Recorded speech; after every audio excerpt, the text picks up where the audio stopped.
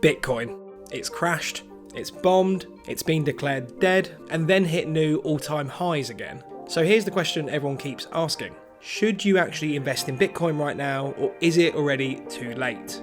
In this video, I'm breaking down what's really happening with Bitcoin, the risks nobody talks about, and whether it still makes sense for people, not crypto bros, to consider it. Just to be clear, this isn't financial advice, it's just education so you can make smarter decisions for yourself. So let's start with why Bitcoin hasn't disappeared. Bitcoin was designed with one big idea: money that governments can't print endlessly. There will only ever be 21 million Bitcoins. If you compare that to traditional money, where central banks can just create more, especially during economic crises, and because of that, many people see Bitcoin as digital gold, protection against inflation, and a store of value long term.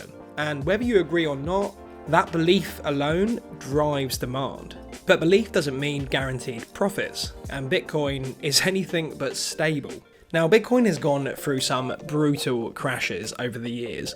In 2013, it crashed by 80%. It was down 84% in 2018, and then in 2022, it was down over 70%. And for months, sometimes years, people were convinced that it was all over. But long-term investors have done incredibly well. As if you've invested, 2013 or 2014, you're a millionaire by now, maybe even a multi-millionaire. Even if you're investing in 2017, you are so far up in comparison to where you were. So yes, long-term holders have done incredibly well, but you have to survive the crashes. And that's not just financially, also emotionally.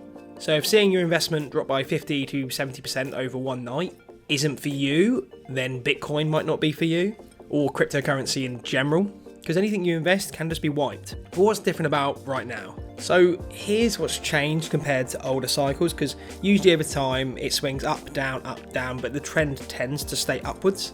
But however, how much can it really grow? Well, here's what's changed compared to older cycles. So currently more big institutions are now involved.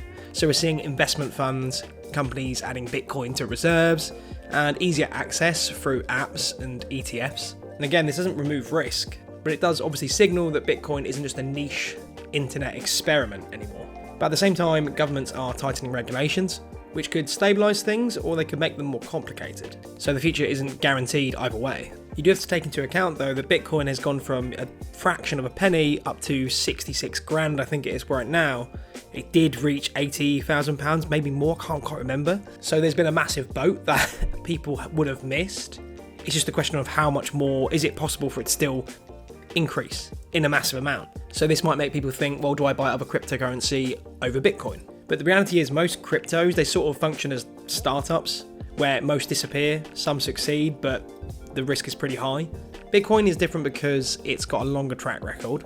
It's the main cryptocurrency, what started it all. It's one of the most decentralized and the strongest brand recognition in all of cryptocurrency. Does that make it safe?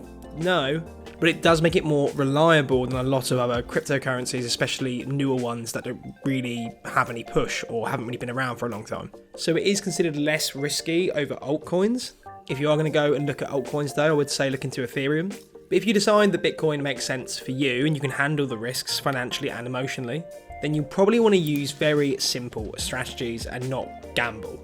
What I mean by this, have it be a small percentage of your portfolio or invest spare money into it. Because then if Bitcoin continues to grow, then that's fantastic and you're seeing more returns. But also if it crashes, then your savings aren't ruined. If you're going to invest in Bitcoin, you've got to think years, not weeks. You won't see the growth that it was when it was a fraction of a penny. So that won't happen, but it's just whether or not there's more growth to be had. But if there is, it will take time. So you do want to stick with it and plan to put money away that you can keep away for a long time and you won't need. You should also avoid hype buying, because if you're buying because everyone's talking about it, that tends to end badly, and often people would have really missed the hype and the bull run on it. So again, it's long time horizon you want to look at, and never use money that you need for rent or food or anything essential. If you're buying Bitcoin to hope to get rich next month, that's gambling, it's not investing. And if you put money into it, be very careful not to panic sell the moment Bitcoin drops in price, because like I said, again, it's all about long term. But arguably, there is a lot of attention on cryptocurrency, there's a lot of attention on Bitcoin, and yeah, there's a chance it can go up even more than it already has. And we don't really know the upper limit of this. We don't know how much it can climb to. But again, it could also completely fail. There is no way to fully predict it. You just need to decide whether you really want to get involved, if you want to take that risk. And I think if you're investing small amounts of money, then that's the best method, because Bitcoin can have a massive upside, but there is real risk there. For some people, a small allocation makes sense. For others, peace of mind is more important. The best move is to always learn first, understand the risk, and then decide based on your goals and not hype. But no one can tell you whether Bitcoin's going up or down, and you probably clicked on this video to find that answer. But the reality is that it's all about weighing risk and reward. I made a lot of money from cryptocurrency back in the early days, and I was lucky with that. I haven't invested in it since because I feel like I've made my money, pulled it out, and I don't want to take the risk again because I've already been lucky with it. But it did work for me. Granted, it was a long time ago.